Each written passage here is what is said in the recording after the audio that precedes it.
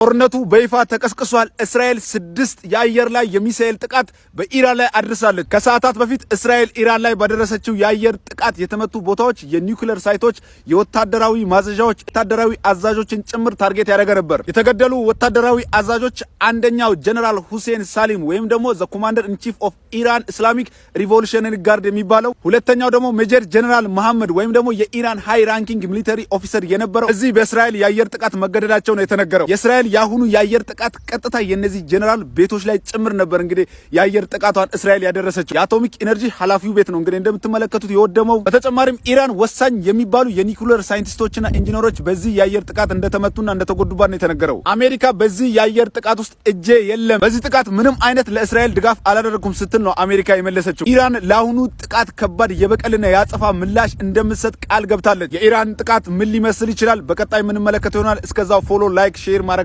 እንዳይረሳ።